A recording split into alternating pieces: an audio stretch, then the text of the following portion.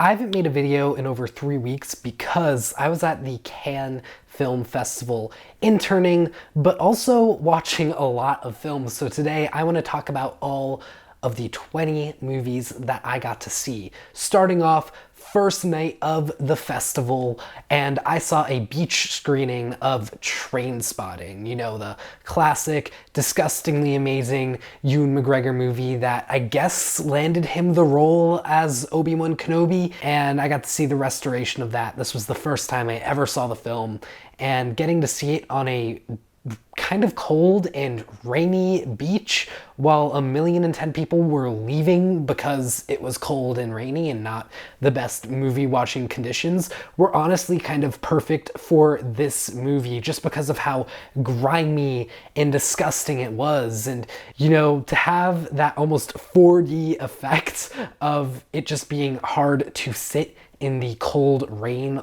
on the beach, you know, was pretty cool in my opinion, but probably not most people's opinions. The following morning, I got to see, first new film I got to see was The Second Act. This is in French cinemas right now. Eventually it's going to be on Netflix. It stars Léa Seydoux, Vincent Lindon, and some other fantastic actors here. And I found the acting to be really well done, but overall from a directorial perspective, this film just fell kind of flat. I just didn't connect with it all too well. And yes, it addressed certain themes pretty interestingly and in ways that I've never really seen before. This movie is under an hour and a half, and it tries to cover a lot in that time, and it just feels overstuffed. And that night, I got to see the premiere of Girl with the Needle. And going into this, I thought it would be an Oscar type of film about a woman struggling in post-war Europe to survive, essentially, and fend for herself. But what this film actually is a sort of horror film about a baby killer. You know, something that I guess is trying to make a commentary on, you know, the abortion issues going on right now, but also this was a true story that actually happened. And when I realized that, it was fascinating, but just very jarring because of my expectations. From a cinematography perspective though, the black and white here is so effective, and just pay attention to faces in this movie and the attention to detail really on everyone's face. And I found that to be really fascinating and really well done, just from a makeup perspective, but also cinematography again. And yeah, from a technical perspective, this was one of the most impressive movies at the festival.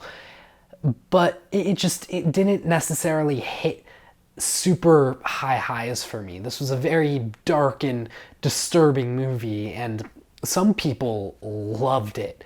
I just found it to be pretty good. And after that was Furiosa, and I loved Furiosa. This movie is borderline top 5 film of the whole festival for me, and it's not an in-competition movie or anything. It's a blockbuster, so that's pretty cool. I think that it shouldn't be compared to Fury Road really at all, because this is a lot more narrative based. It's split up into chapters, while Fury Road takes place essentially over one day and is mostly action. Now this film has some excellent action, but it's also very heavy in dialogue, especially with Chris Hemsworth. And I love his performance here. Go check it out at your nearest theater. This needs to be seen on the big screen. It's fantastic. After that, I saw Twilight of the Warriors Walled In. This was a midnight screening at the festival. I think the first midnight screening of the festival, and those tend to be action movies, horror movies, just more genre films. And this was a really interesting movie because it was this Hong Kong action movie with a Hong Kong director and Hong Kong actors, and that's hard to do now that Hong Kong is a part of China, essentially. And I found it to be interesting. It kind of had these two narratives going on, and one of those narratives looked like it was the A plot, but then shifted to being the B plot but I found that narrative to be so much more compelling than what ended up being the A plot. And I feel like if they just focused on that initial A to B plot narrative, this would be a much better film. But instead what unfolds is this action movie with a lot of really great action set pieces, but the way it's split up feels like 3 hours when it's only just barely over 2 hours. So afterwards, I saw Wild Diamond, which is this film about this French woman, or young woman, I guess I should say, trying to get onto a reality TV show by becoming as famous as possible on social media. I found it to be a fascinating film. It is the directorial debut for Agathe Riedinger. I'm probably butchering that name really hard, but it has some wonderful performances throughout. And I just found the portrayal of being a young social media obsessed person to be very accurate. And I've heard some people say that this film didn't necessarily have a clear focus, and it felt kind of pointless. But I feel like that was the point, because that's kind of what it's like to be a young person today, where you have these empty feeling goals that you set out for yourself. Later, I got into the premiere of this film called 3 Kilometers to the End of the World, and I had no idea what to expect. And what I got was such a mixed bag in terms of a film. I love the way that this film looked and the way it was edited, but the actual story of this film, for me, felt very dated. It's about this family whose son is outed as being queer, and their reaction to it. And what ensues is a film that just feels like needlessly torturing a gay guy. You know, it just didn't feel like it was saying anything and adding anything of value to the topic of coming out as gay, you know, and just being queer. Maybe for Romania, it was a very new type of thing, but as an American watching this film, I was a little appalled, especially as a queer American watching this film. I was honestly kind of offended. And that night, I got to see the world premiere of Nick Cage's The Surfer. And let me tell you, the environment in that room was electric. Nick just has that aura, and he stars in this film, he produced this film, he's getting movies made that are just going to be cult classics, and they're not for everybody, because this film is definitely not for everybody, but the people that it's for are going to adore it. You know, it was just such a fun time being there and getting to see this movie. I don't know if I would have loved it as much as I did, because I was at the premiere and because of that energy, so I took that into account when I actually rated the movie. But it's just so quotable, and Nick gives just such a fun performance, and I highly recommend this movie for when it does come out in the theaters. And after that, I got like 3 hours of sleep, because the next morning I got to see Yorgos Lanthimos' Kinds of Kindness. The way I've described it to people is, take Yorgos and say, hey, Yorgos, you're gonna get 3 episodes of The Twilight Zone, but here's the catch. You need to use practically the same cast in every single episode, but just like playing different characters, and then maybe you can have a guest star in an episode or 2. You know, so that's essentially what Kinds of Kindness is. I found the first silhouette to be the best one. The second one to me was very weak. I was not the biggest fan of the second one. And then the third one just had a lot. And I feel like you could have made a feature film out of the third silhouette, but instead, because it was a silhouette, it just felt a little overstuffed. Still good and enjoyable and really funny. And that's the other thing. This film was hilarious, just all throughout. Also, Jesse Plemons, totally deserving of the Best Actor award at the festival, because he was awarded with that, and yeah, like, he's probably the best part of this film. And the next day, I saw my favorite film of this festival, Emilia Pérez. On Letterboxd, I wrote it, and I still feel the same way, that this movie touched my soul. It's a little dramatic, but I just was so moved by this film and its themes of just being transgender. And it kind of brings up this question at the start of the film as to how much, converting, to a different gender actually changes who you are. And it's just a really interesting theme to have covered in this film, and I found it to just be so fascinating and really moved me personally. I found the performance by lead actress Carla Sofia Gascon to be incredibly moving and powerful, and I think it's going to be an Oscar-worthy performance later down the line. But yeah, wow. This film really blew me out of the water. But try to go in as blind as possible, because there are twists immediately that you don't expect from the initial summary of the film that they had on Letterboxd.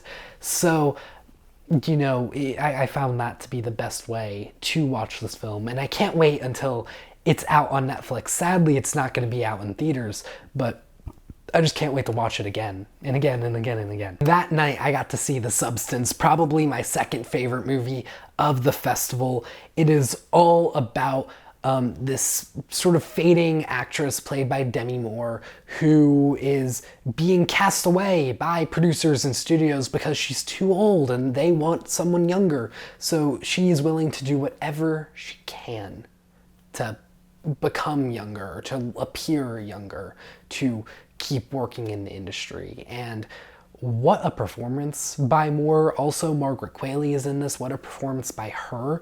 They both just are phenomenal. The directing here I found to be really interesting, because there's a lot of shots of just certain things that feel unnecessary at first, but then there are just visual callbacks to those shots later down the line of the film, and it's like, oh, this is why they were shooting these scenes in that way, because now they're shooting these later scenes in the same way, but it's different.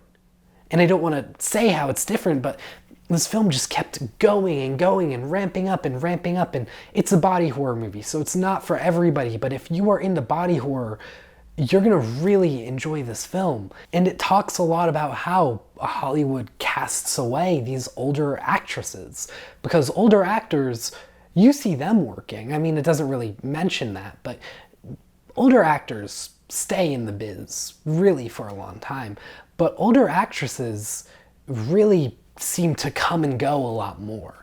And this film really touches on that. And I think in doing so, revitalizes Demi Moore's career. And she is one of those actresses who kind of faded away because of her age. So I just think that it's awesome that she's back.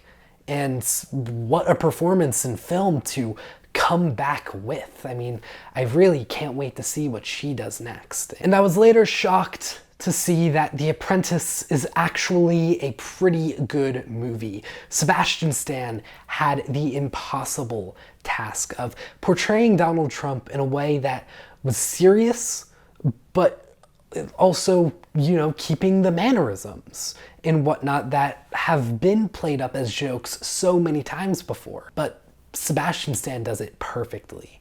I mean, this is probably one of the most impressive performances of the year. You also have Jeremy Strong here playing Roy Cohn, and I expected him to come off a lot more like Kendall Roy, but, well, Kendall Roy really just had this massive ego.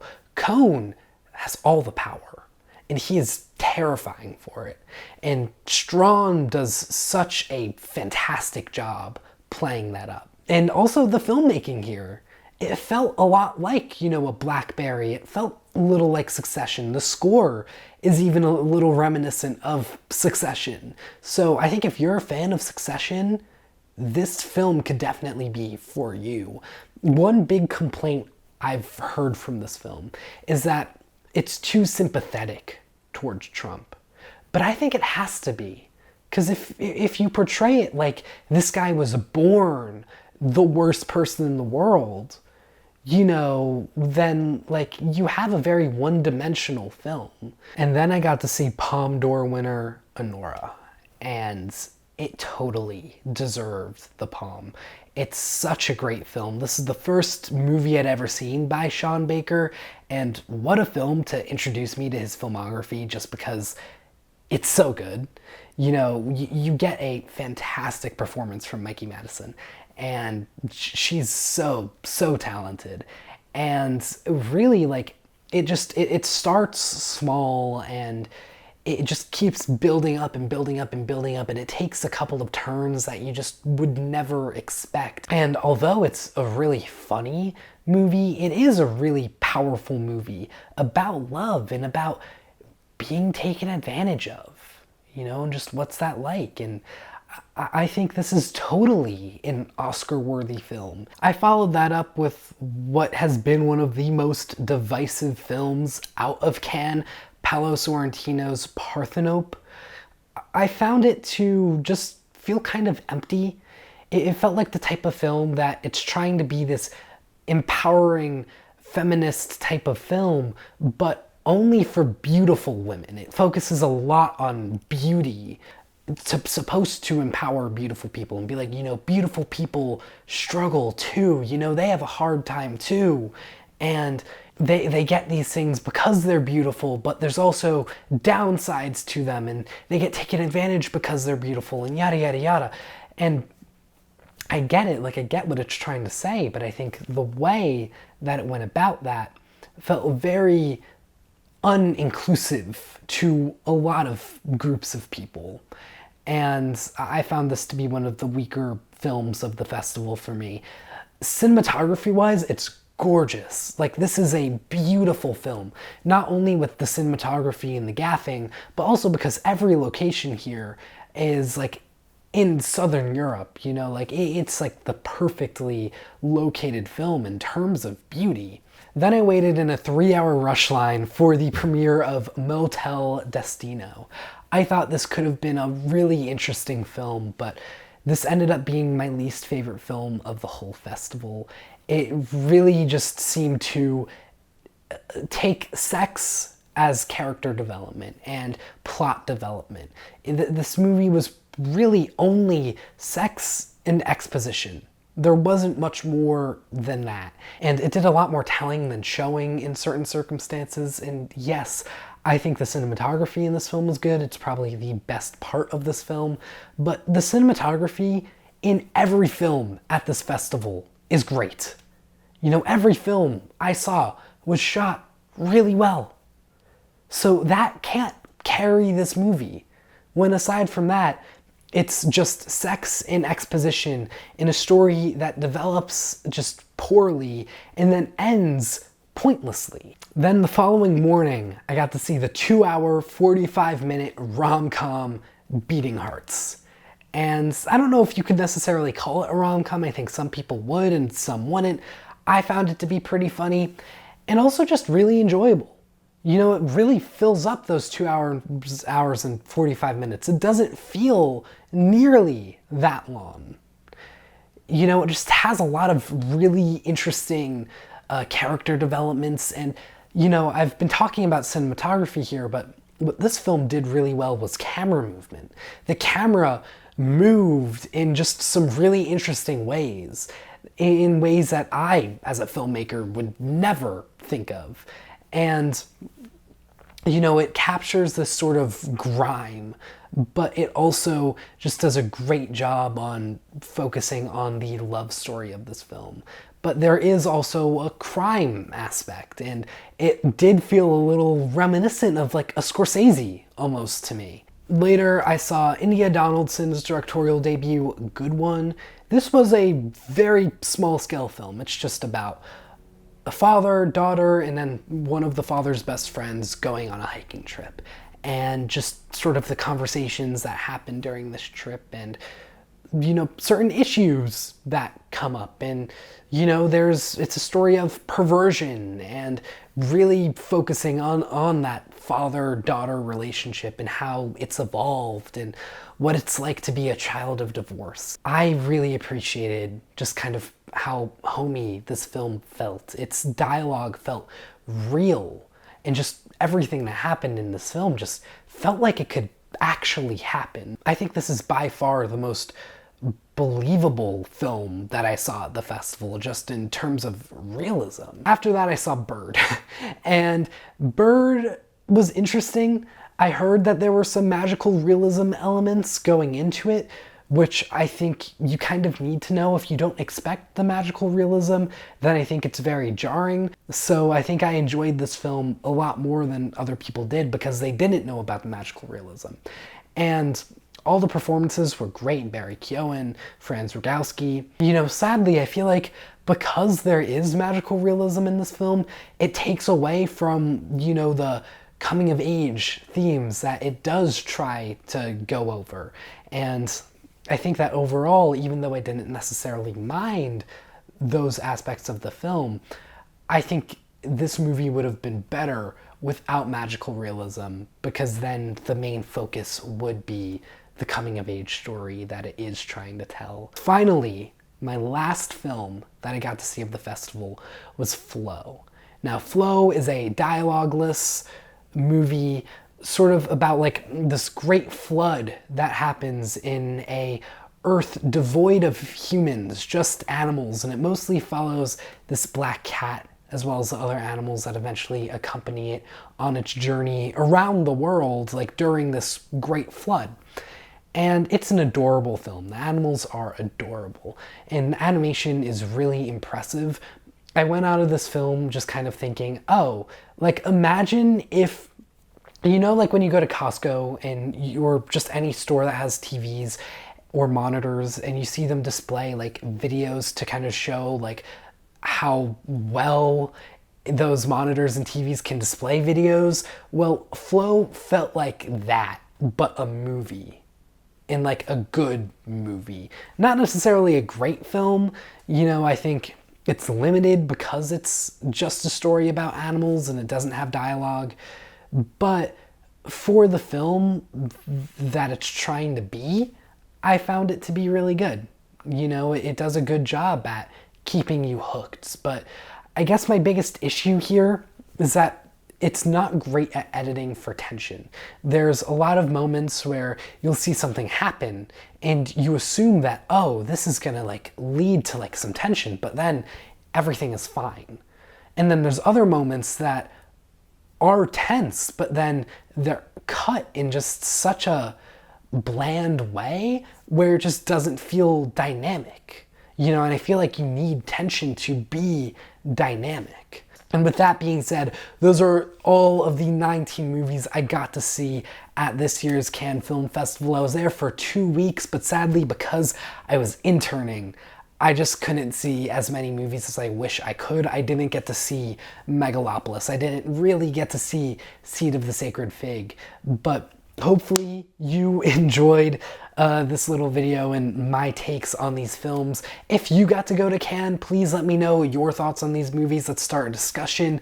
Also, feel free to ask me any questions. If you have any questions about any of the films I saw and want me to flesh it out more, I'd be happy to talk about that in the comments down below. And while you're down there, feel free to like, subscribe, do whatever you gotta do. If you want to hear me talk even more about these films, I will be releasing a podcast on Friday during my launch of this podcast I'm starting called What the Film. And our biggest like launch episode is going to be all about the Cannes Film Festival and just Oscar implications of the films and just sort of more in-depth discussion on some of them. So yeah, please stay tuned for that and hopefully I'll see some of you there. All right, take care.